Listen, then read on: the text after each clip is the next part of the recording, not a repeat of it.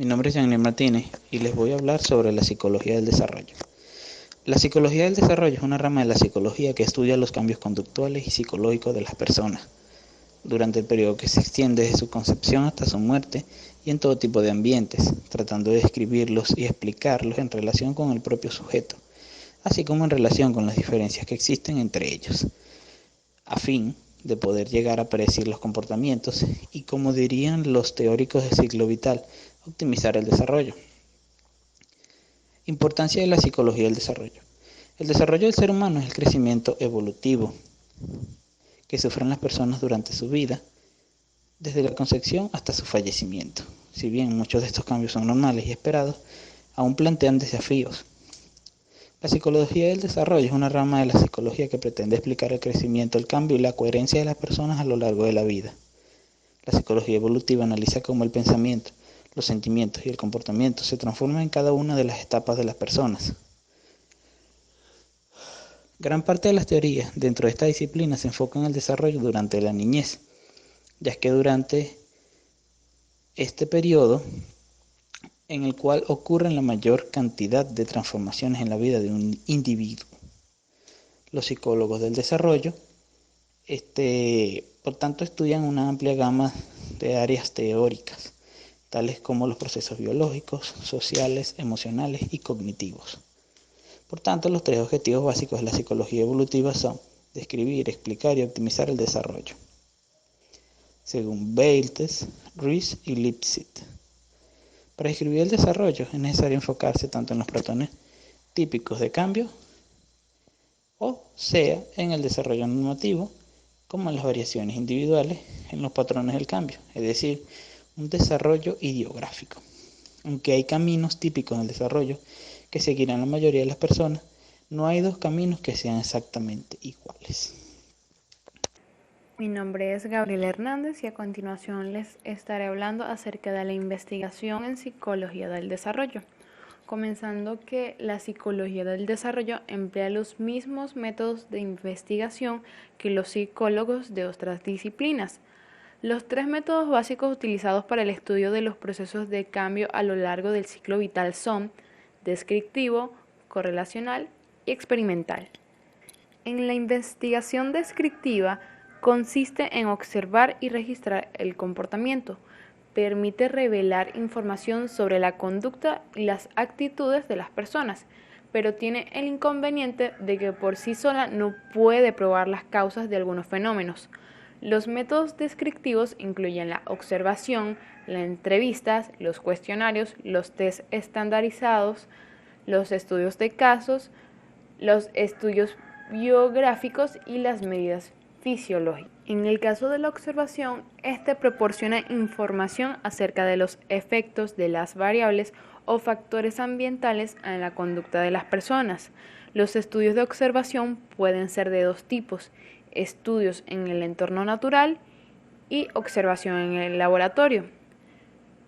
En los estudios en el entorno natural, la observación de la conducta acontece de manera natural sin intervenir en la situación. En la observación de laboratorio, por su parte, se reproducen en el laboratorio las condiciones que tienen lugar en el ambiente del individuo.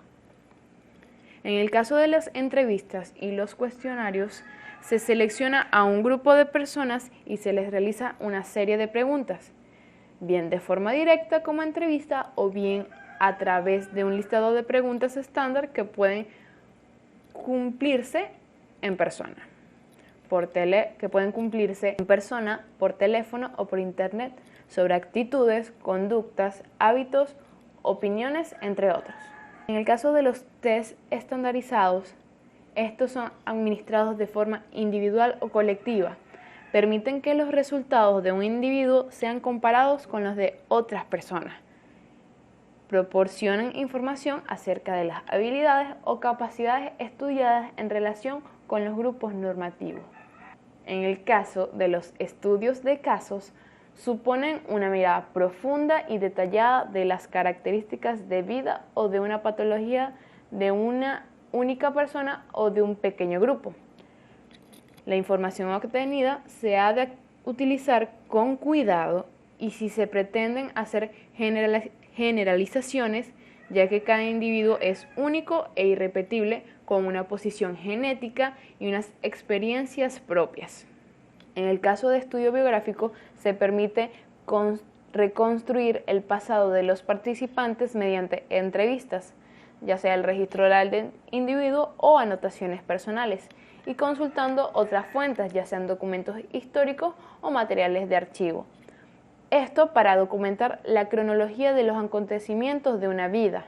En caso de las medidas fisiológicas, son útiles para estudiar las relaciones entre aspectos biológicos y psicológicos del individuo. Por ejemplo, para estudiar los niveles de hormonas en la pubertad.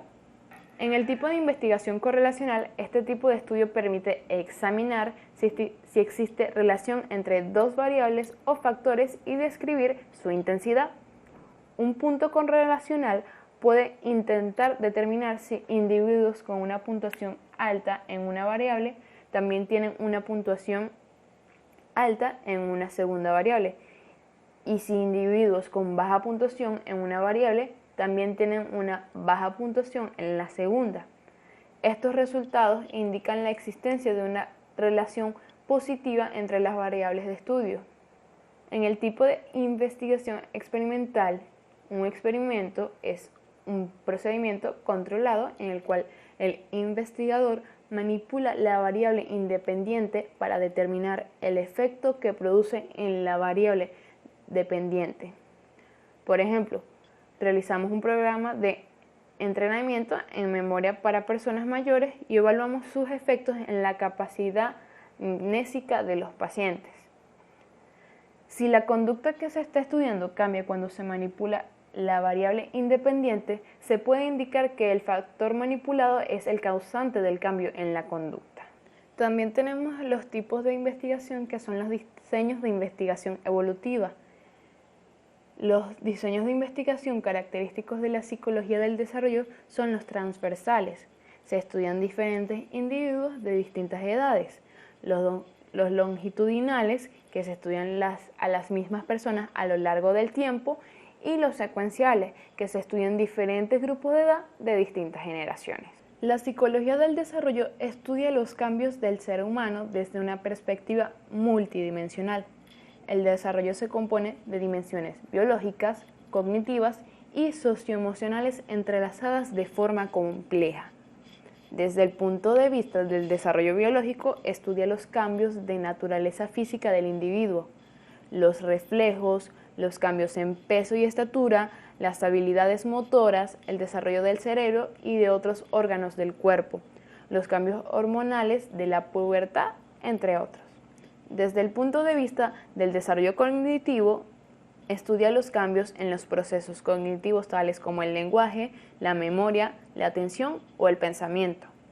Desde el punto de vista socioemocional, estudia los cambios en las relaciones con otras personas, los cambios en la personalidad y los cambios emocionales. Los cambios en estas tres esferas son tanto de tipo cuantitativo, que se supone cantidad y nivel de las capacidades que el individuo ha adquirido o tiene posibilidad de adquirir en determinado momento del desarrollo, como cualitativo, que es la calidad de las capacidades adquiridas. Los cambios cuantitativos son más fáciles de observar y medir que los cualitativos, y para su evaluación existen múltiples escalas y pruebas que permiten conocer si el nivel de ejecución de un individuo en una determinada área del desarrollo se corresponde o no con el desarrollo normal, con lo esperado para su edad cronológica. A continuación estaré mostrando una tabla acerca de las etapas del desarrollo del ciclo vital, que se mostrará la etapa acorde con su periodo de edad. En la prenatal tenemos que es desde la concepción al nacimiento. La neonatal es desde el nacimiento hasta los 2 años. La infancia, que se encuentra en una primera infancia y una segunda infancia, que en la primera infancia va desde los 2 a los 6 años y la segunda infancia de los 6 a los 12 años. En la adolescencia se subdivide en 3 ramas, que está la preadolescencia, la adolescencia y la adolescencia tardía. La preadolescencia desde los 12 a 14 años adolescencia de los 14 a 18 años y adolescencia tardía de los 18 a 20 años.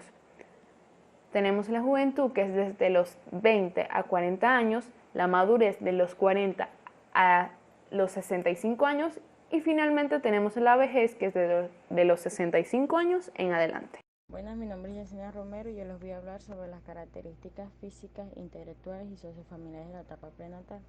Primero que todo, la etapa prenatal abarca desde el momento de la concepción, es decir, desde cuando el momento en que el espermatozoide fecunda el óvulo hasta las 40 semanas de edad gestacional.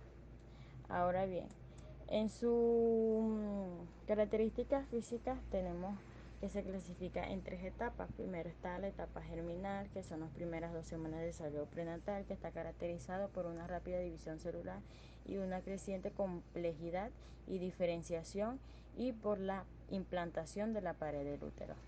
Tenemos la segunda etapa, que es la embrionaria, que esta segunda es la segunda etapa de gestación, que va de 2 a 8 semanas, caracterizado por un crecimiento y desarrollo rápido de los principales sistemas y órganos corporales. Está la etapa prenatal, que desde las 8 semanas al nacimiento. Esta es la última etapa de gestación, caracterizada por un incremento en la diferenciación de las partes del cuerpo y aumento del tamaño del cuerpo. Ahora, en sus características intelectuales tenemos las capacidades para aprender, recordar y responder a los estímulos sensoriales que están en desarrollo, y la habilidad de recordar y la preferencia de aprender o recordar los sonidos. En su etapa psicofamiliar tenemos que el feto responde a la voz de la madre y desarrolla una preferencia por ella y crea una personalidad desde el embarazo. Mi nombre es Alexandra Ramos. Dando continuidad con el tema, mi punto a tratar son características físicas, intelectuales y sociofamiliares del neonato. Desde el momento del nacimiento, el bebé atraviesa una serie de cambios vitales para su desarrollo en todos los ámbitos. En esta etapa, su desarrollo suele dividirse en las siguientes áreas: cognitiva, lenguaje, física y social. El desarrollo físico se relaciona con la motricidad, como sostener la cabeza al inicio y progresivamente otras partes del cuerpo. En las primeras semanas, debido a su motricidad, se basa en mover la cabeza, brazos, también las piernas y los dedos. Posteriormente puede sentarse y luego caminar. El desarrollo sensorial guarda relación a los sentidos. La audición comienza antes del nacimiento y madura al momento de nacer. Se relaciona con la intelectualidad también todo este desarrollo sensorial, ya que el bebé empieza a reconocer voces, desarrolla el tacto, gusto y olfato, se inclina por preferir sabores dulces, reconoce el olor de personas cercanas, como por ejemplo el de su mamá. El recién nacido puede ver en una extensión de 20 a 30 centímetros y se va desarrollando entre los 4 y 6 meses su visión. Hacia los 2 meses ya él puede perseguir objetos en movimiento hasta 180 grados, preferiblemente rostros. El lenguaje también es fundamental, ya que determina la forma de comunicación. Alrededor del tercer día, la madre ya puede identificar el llanto de su bebé, que puede significar hambre, dolor o enfado. Se dice que la cantidad de llanto en los primeros 3 meses varía en un bebé sano entre 1 y 3 horas diarias. La característica social se inicia desde el periodo prenatal. Se sabe que los niños desarrollan su afectividad básicamente, también las emociones, a través de la interacción social. La socialización no es un proceso que esté limitado a una edad en específico, sino que es importante decir que las bases de su intelecto se sientan durante la infancia, según aprendizaje. También puede adquirir lazos sociales con otros seres humanos a medida que va evolucionando. Este desarrollo va de la mano de la afectividad, la comunicación verbal y gestual, como se reconoce en el mundo. Mi nombre es Carmen Díaz y a continuación les voy a hablar sobre las características físicas, intelectuales y sociofamiliares de la etapa primera en la infancia. En esta fase va desde el primer año de vida hasta el tercero. Durante este tiempo aprenden a controlar el uso correcto del lenguaje, aunque al principio son palabras sueltas. Después pueden hacer frases simples, pero con ciertos errores. En otros aspectos, en esta etapa, que empiezan a controlar las esfínteres y demuestran mucha curiosidad por descubrir cosas. Además, en cuanto concentran su atención en conceptos que hacen referencia a sí mismos porque son los más fáciles de entender y relacionar sus experiencias sensoriales. Si hablamos de los cambios físicos, resaltaremos que el entorno y las extremidades siguen creciendo. También que la diferencia de tamaño entre la cabeza y el resto del cuerpo se reducen, aunque en este proceso es más lento que en las etapas anteriores. Buenas, mi nombre es José Albornoz y les voy a hablar sobre las características físicas e intelectuales de la segunda etapa de la infancia. Le daré un breve concepto de la segunda infancia, que para muchos autores la segunda infancia es otra etapa de desarrollo llamada niñez, mientras que otros mantienen el concepto de que la infancia se termina con la adolescencia. Entonces, en cualquier caso, esta fase comprende cambios que surgen desde los 7 años hasta la entrada de la adolescencia, que va desde los 11 hasta los 13 años, por ahí en promedio. Entonces, algunas características físicas es que hay un aumento significativo en el vocabulario, que es donde se amplía la cantidad de palabras utilizadas como consecuencia de mayor interacción social y el ingreso a la educación formal. Otra característica podría ser la mayor capacidad y el deseo de exploración del entorno. Es donde en esta etapa los niños continúan reconociendo sus propias capacidades físicas y las utilizan para interactuar con el mundo exterior y con los otros. En otra característica sería a donde existe una clara diferenciación del niño con la figura paterna, que esto es porque ya entiende que es un individuo con sus propios pensamientos. Otra característica es donde predomina el pensamiento fantasioso, que es donde esta fase los niños pueden seguir sintiéndose atraídos por actividades lúdicas vinculadas con la fantasía, que es, por ejemplo, la lectura de cuentos, juegos, representaciones, pero lo pueden diferenciar del mundo real. Y otra característica es donde comienza el desarrollo del pensamiento lógico, que es la capacidad para realizar operaciones matemáticas básicas. En esta es como más una característica de los intelectuales. Ahora le daré características intelectuales de la segunda etapa de la infancia. Un breve concepto es que en esta fase del desarrollo los niños comienzan a aprender y poner en práctica operaciones matemáticas simples que estimulan sus pensamientos lógicos, como por ejemplo un 2 más 2, que es 4. Entonces, una característica es la capacidad para ser empático, como por ejemplo que puede entender cómo se sienten otras personas. Otra característica sería el desarrollo del pensamiento, que es lógico en una etapa inicial. Y otra es que el pensamiento abstracto no está desarrollado, que por lo tanto les impide comprender temas complejos. ¿Qué es la preadolescencia? La preadolescencia se suele considerar como la etapa del crecimiento en la que se pasa de la niñez a la adolescencia. La duración de esta fase del desarrollo humano se sitúa entre los 10 y los 13 años, aunque depende también del sexo. En las mujeres suele darse entre los 10 y los 12 años y en los hombres entre los 12 y los 14 años. Durante esta etapa, el niño experimenta importantes cambios físicos y psicológicos, que a su vez transforman su biología y sus relaciones sociales. En cuanto a los cambios físicos, el cuerpo de un preadolescente ya no es el mismo de un niño, pero tampoco llega al nivel de desarrollo en el que de un adolescente. Normalmente en estas edades las niñas están físicamente más desarrolladas que los niños, por lo que es más normal apreciar cambios en las mujeres que en los hombres. Este desarrollo responde a la necesidad de adquirir las características físicas y sexuales de una persona adulta. aunque los cambios sexuales más significativos se suelen apreciar durante la adolescencia. Las transformaciones biológicas durante la preadolescencia son las siguientes. En las niñas, lo primero que se desarrolla es el pecho. Durante la preadolescencia los pechos no suelen crecer demasiado, pero sí de forma constante.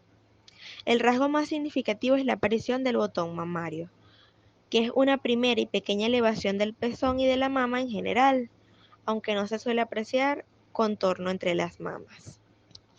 El vello púbico suele aparecer unos meses después del comienzo del desarrollo mamario. En los niños, lo primero que se puede apreciar es el crecimiento testicular. En general aparece entre los 12 y los 12 años, entre los 11 y los 12 años. En el caso de los hombres, la aparición del vello púbico también se produce unos meses después de los primeros signos de crecimiento testicular. Durante esta etapa también aparece el vello en las axilas. Los niños experimentan un incremento de su estatura y de su masa corporal. En el caso de las niñas, el crecimiento es más explosivo.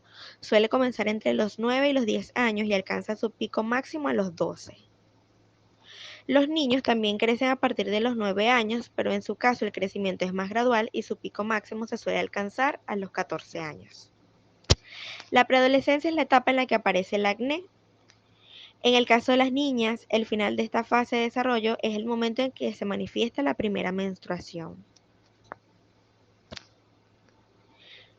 Cambios psicológicos y sociales. Además de las transformaciones físicas relacionadas con la actividad hormonal y el desarrollo natural, la preadolescencia es la etapa donde se produce el desarrollo intelectual, el cual hace evolucionar al niño hacia un adolescente. Debido a esto, es muy natural encontrarse contradicciones y comportamientos derivados del choque entre el infantilismo del niño y los inicios del pensamiento maduro del adolescente, los cuales evolucionan posteriormente hacia el pensamiento adulto. Los cambios psicológicos y sociales más significativos son la capacidad cognitiva y la percepción del tiempo. Durante la infancia, el niño es incapaz de percibir en la mayoría de las ocasiones las consecuencias que producirán sus actos en un futuro. En la preadolescencia comienza a preocuparse y a medir las posibles consecuencias de sus acciones. Esto representa uno de los primeros indicios del pensamiento maduro. 2. Adquiere una identidad y una imagen sobre sí mismo. Es decir, este comienza a querer autodefinirse dentro de su entorno, a obtener un rol propio, lo que provoca que empiece a preocuparse por crear y cultivar una imagen ante los demás. 3. Cambia la percepción y la forma de relacionarse con los demás. No solo va a experimentar un deseo de mayor independencia y un desarraigo del núcleo familiar en pro de amistades y otros entornos, sino que comenzará a ver el lado humano y más imperfecto de las figuras de autoridad. Dejará de idolatrar estas figuras y comenzará a cuestionarse sobre la autoridad de las mismas. 4. Los cambios en el cuerpo también producen cambios en la mente. No solo va a experimentar un desarrollo inicial de la sexualidad, sino que los cambios biológicos motivarán la aparición de miedos e inseguridades. ¿Qué es la adolescencia? Es una etapa de la vida que usualmente inicia entre los 13 y 15 años. En ella, hombres y mujeres experimentan cambios físicos, psicológicos, emocionales y sociales. La adolescencia empieza con la pubertad y termina cuando los cambios se estabilizan alrededor de los 19 años. Es importante mencionar que los cambios no se dan al mismo tiempo en todos los adolescentes. En las niñas empiezan a ser perceptibles entre los 13 y 15 años y en los niños aproximadamente entre los 13 y 14 años. La adolescencia y las etapas del desarrollo humano nunca deben ser vistas como una enfermedad, un problema o una etapa crítica. Sin embargo, si un o una adolescente no ha empezado su etapa de desarrollo a los 15 años, es conveniente buscar la asesoría de un profesional de la salud. Hablemos un poco de los cambios físicos de las mujeres en la adolescencia. Inicia con un crecimiento de las mamas y ensanchamiento de caderas, cambios en la vagina, el útero y los ovarios, lo que conduce al inicio de la menstruación y la fertilidad. Cambios en la forma pélvica, redistribución de la grasa corporal, crecimiento del vello púbico y axilar, aumento de estatura, olor corporal fuerte, cambios en la piel y acné. En el caso de los hombres, desarrollo de la musculatura, crecimiento de los testículos y alargamiento del pene, crecimiento del vello corporal, ya sea púbico, axilar, bigote, barba. Aparecen las primeras erecciones y la primera eyaculación.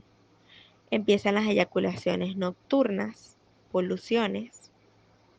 Crece en el cuello una protuberancia conocida como la manzana de Adán. Hay un aumento de estatura, la voz cambia y se hace más gruesa. Aumento de sudoración, olor corporal fuerte y acné. En cuanto a los cambios psicológicos, él o la adolescente puede volverse agresivo, rebelde, aislado e inestable. Experimentan cambios en los estados de ánimo, de repente se sienten depresivos, con rabia y luego felicidad. Crece la necesidad de sentirse admirado y valorado en los grupos a los cuales pertenece. Empiezan a cuestionar las órdenes de sus padres. Buscan libertad e independencia para escoger a sus amigos o pareja. Se sienten presionados a tomar decisiones con las que no están de acuerdo. Los adolescentes y la familia. El adolescente necesita separarse emocionalmente de sus padres para madurar. Con frecuencia experimentan pensamientos de rechazo hacia todo lo previamente establecido, incluyendo un enfrentamiento a las normas impuestas y a las expectativas familiares. Ha llegado la famosa etapa del no. Los padres se encuentran ante un conflicto. El deseo de autonomía del adolescente frente a su propia percepción de que no están preparados, por lo que continúan intentando controlar sus actividades. El joven tiene el convencimiento de que puede cuidarse por sí mismo, y esto es algo que los padres deben tener en cuenta a la hora de definir la convivencia en casa. Los jóvenes se tienen que enfrentar a nuevas situaciones. Entre ellas están el contacto con el consumo de sustancias como el alcohol y el tabaco. Se encuentran con que pueden acceder a las drogas ilegales, cambia el cuerpo y tienen nuevas relaciones afectivas y deben de aprender a manejar las relaciones sexuales.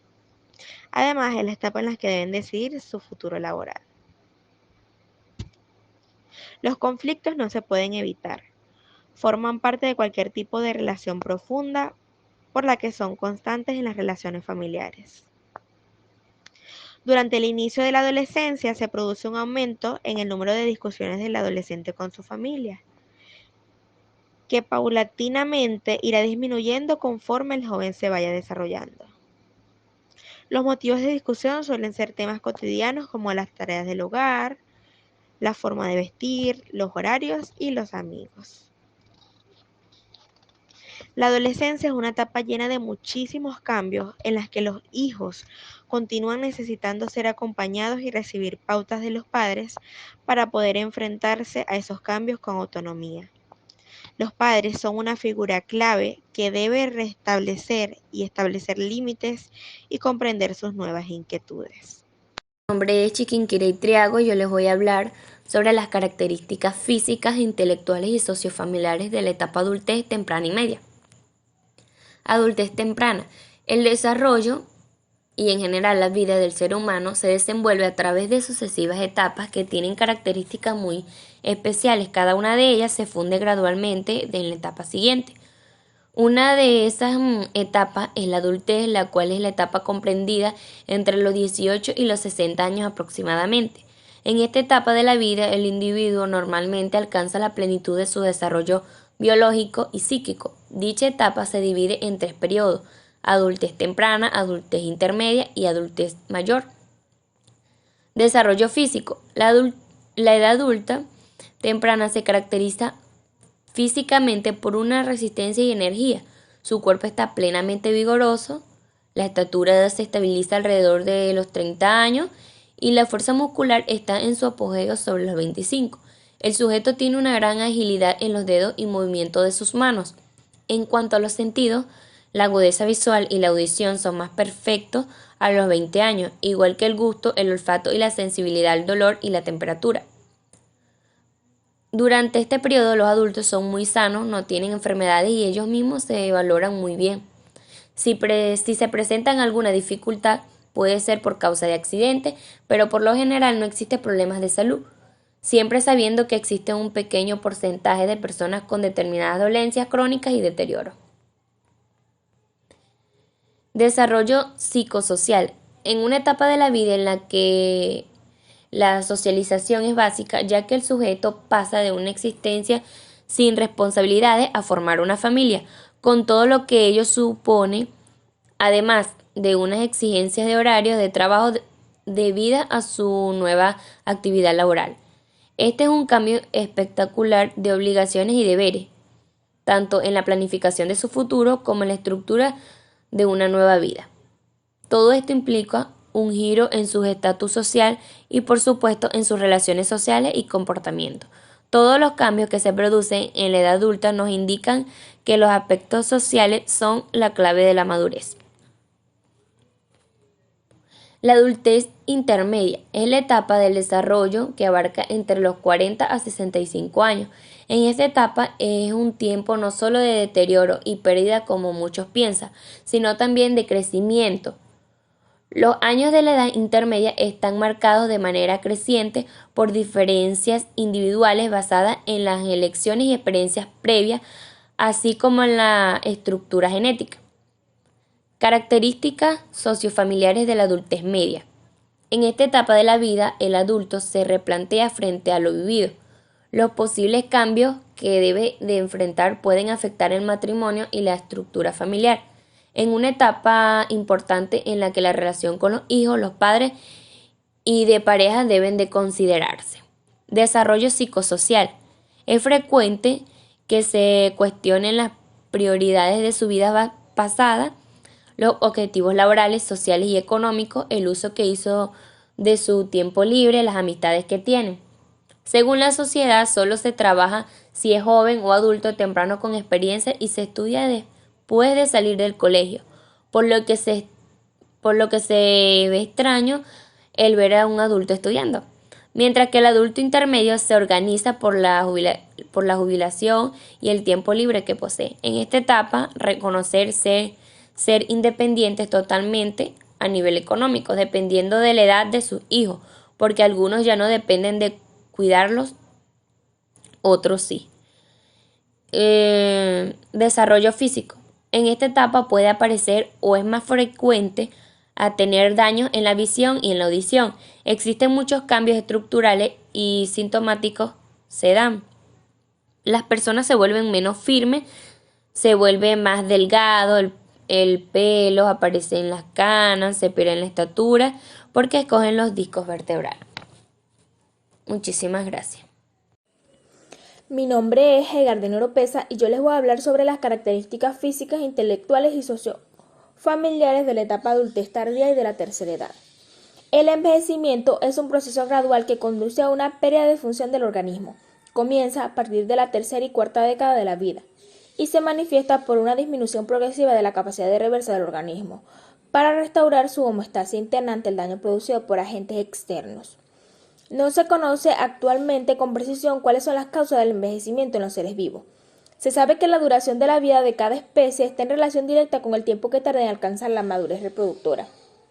El envejecimiento trae consigo cambios en los diferentes sistemas, los cuales son importantes tener en consideración.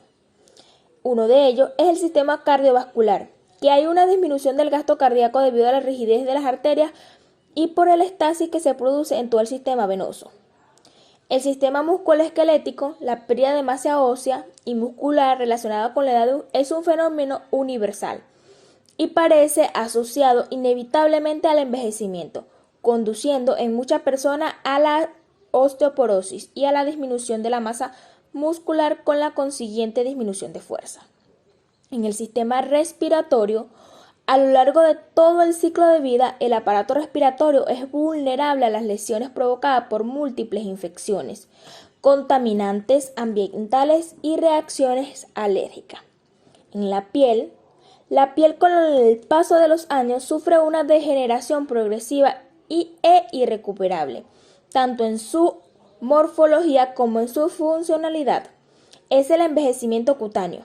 En el sistema inmunológico, las enfermedades infecciosas son una de las principales causas de la morbilidad y mortalidad en los ancianos.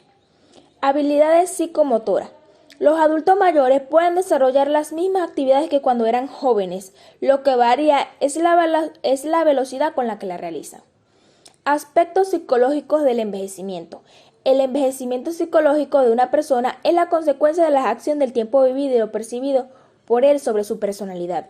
El tiempo de vida de la gente mayor, generalmente jubilada, es cada vez más largo. Es por ello que las situaciones psicosociales de las propias personalidades del anciano pueden cambiar desde que entra en la tercera edad hasta que alcanza la vejez avanzada, según su estado de salud, autonomía y crisis que pueda afectarle. Buenas, mi nombre es Marianny Vizcaya. Yo le voy a hablar acerca de las características de las etapas de la muerte. Las características físicas de la etapa de la muerte. El proceso del duelo ante una pérdida no es lineal, ni se da siempre de la misma forma en todas las personas, pero en líneas generales se suceden una serie de fases que van desde la aflicción aguda en la fase de shock o estupor, estado protector ante la amenaza del gran dolor por la pérdida, embotamiento mental con conductas desajustadas y emociones de angustia, problemas de sueño y problemas con la comida. Estas sensaciones se presentan sobre todo en la fase aguda y aunque muchas veces se pasan por alto, juegan un papel muy importante, ya que en el proceso del duelo, debiéndose presentar a cada una de ellas la atención que merezca en cada caso. Como aquí podemos ver, vacío en el estómago, opresión en el pecho y garganta, hipersensibilidad al ruido, sensación de despersonalización, falta de aire, palpitaciones, debilidad muscular, falta de energía, dolor de cabeza y sequedad de boca y aumento de la morbimortalidad. El duelo es un periodo de crisis, es un estado de choque en todo el organismo, que ésta puede dar lugar a complicaciones psiquiátricas y alteraciones físicas. En unos casos puede tratarse de alteraciones somáticas de lo que la persona no se sabía portada, o sea, la persona no sabe manejar su comportamiento y que aparecen o se agravan durante el duelo. Otras veces será una descompensación en el curso del duelo de una enfermedad crónica previa. Ahora tenemos las características intelectuales de la etapa de la muerte. Durante los procesos del duelo se pueden encontrar una serie de síntomas comunes que pueden clasificarse en las siguientes tipologías. En las manifestaciones psicológicas y emocionales tenemos la pérdida de ilusión, sensación de extrañeza y confusión, sentimiento de culpa y autorreproche por la continuidad y momentos de la alegría a pesar de la pérdida. Ansiedad, mucha ansiedad. Cuando una persona está en la parte del duelo, mayormente siempre presentan mucha ansiedad. Irritabilidad, sentimientos profundos de tristeza, emoción de ira y rabia hacia figuras que consideran culpables. A veces la persona intenta echarle la culpa al médico o a veces renegar de Dios. Inapetencia y abandono del cuidado personal, aislamiento y sentimiento de soledad en fechas señaladas. Características sociofamiliares. Adaptarse a un nuevo medio significa cosas diferentes para personas diferentes, dependiendo de cómo fuera la relación con la persona que falleció y de los distintos roles que desempeñaba esa persona. La realización de esta tarea lleva consigo muchos cambios a lo que la persona superviviente debe enfrentarse, como por ejemplo cambio en actividades cotidianas, en horarios, a veces en niveles económicos, pero sobre todo en cambios de roles a partir de ahora, porque a partir de ahora esta persona debería desempeñar los roles como pueden ser instrumentales orientados a las tareas, como por ejemplo ser la cabeza de la familia, o expresivos, como aquellos con funciones emocionales, mientras que los papeles instrumentales serán más difíciles de ocupar a un nivel práctico. Los expresivos serán vitales para mantener el equilibrio familiar, y su pérdida puede llevar fácilmente a la desorganización y el desarrollo de conductas desadaptativas. En el reparto de roles entre los miembros de la familia, familia de origen y nuclear, se da a asumirse el papel pero no la identidad del fallecido. La organización del sistema familiar dependerá del momento del ciclo vital en el que se encuentre la familia.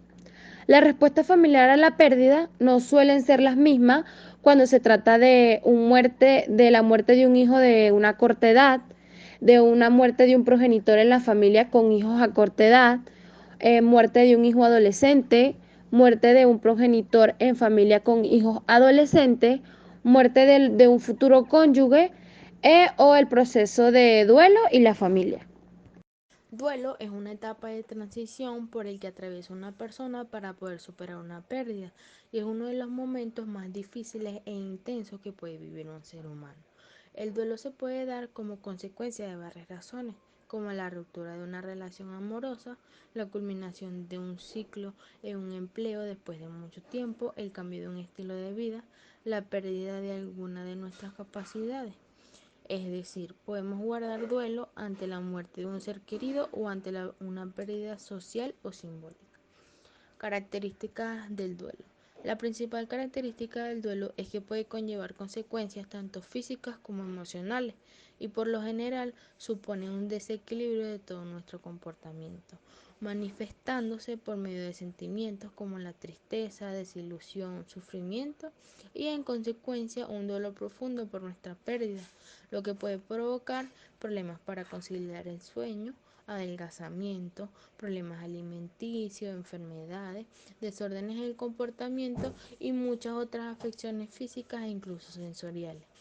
Expresiones de tristeza profunda e ira, negación de no poder recuperar lo perdido, interrupción de las actividades habituales, las necesidades y la rutina, necesidad de resituar o ubicar la propia vida, manifestaciones psicológicas y emocionales, pérdida de ilusión, sensación de extrañez y confusión, sentimiento de culpa y autorreproche por la continuidad y momentos de alegría a pesar de la pérdida, ansiedad, irritabilidad, sentimientos profundos de tristeza, emoción de ira y rabia hacia figuras que consideramos culpables de la pérdida, como por ejemplo si una persona estuvo enferma, culpamos a los doctores e incluso a Dios. Inapetencia y abandono del cuidado personal, aislamiento y sentimiento de soledad en fecha señalada. Características físicas: sensación de falta de energía, problemas de sueño, pérdida o ganancia de peso, descenso de la apetencia sexual, opresión en el pecho, llanto prolongado, mayor riesgo de enfermarnos y fallecer. Características sociales: aislamiento y sentimiento de no pertenecer a la comunidad, resentimiento hacia la sociedad porque a pesar de que haya fallecido la persona, todo continúa. Elaboración de una nueva identidad y desempeño de nuevos roles y tareas. Cabe destacar que el duelo tiene ciertas etapas, las cuales son: fase de negación, que es negarse a sí mismo o al entorno que ha ocurrido la pérdida. Fase de enfado o indiferencia o ira. Es un estado de descontento por no poder evitar la pérdida que sucede. Se buscan razones causales y culpabilidad. Fase de negociación. Negociar consigo misma o con el entorno, entendiendo los pros y los contras de la pérdida. Se intenta buscar una solución a la pérdida a pesar de conocerse la imposibilidad de que suceda. Está la fase de dolor emocional o depresión. Se experimenta tristeza por la pérdida. Pueden llegar a suceder episodios depresivos que deberían ceder con el tiempo. Y por último está la fase de aceptación. Se asume que la pérdida es inevitable. supone un cambio de visión de la situación sin la pérdida, siempre teniendo en cuenta que no es lo mismo aceptar que olvidar. El duelo suele durar entre 6 meses y un año cuando se trata de la pérdida de un ser querido. Me han llegado, por ejemplo, padre, madre, hijo. En el caso de que los síntomas no cesen después de estos periodos de tiempo y provocan problemas para desenvolverse en la vida rutinaria, es muy importante acudir a un profesional, bien sea un psiquiatra o un psicólogo, ya que la persona afectada puede estar sufriendo un episodio de depresión crónico, lo que implicaría un duelo patológico. No siempre se cumplen estas etapas, ni necesariamente en el orden señalado.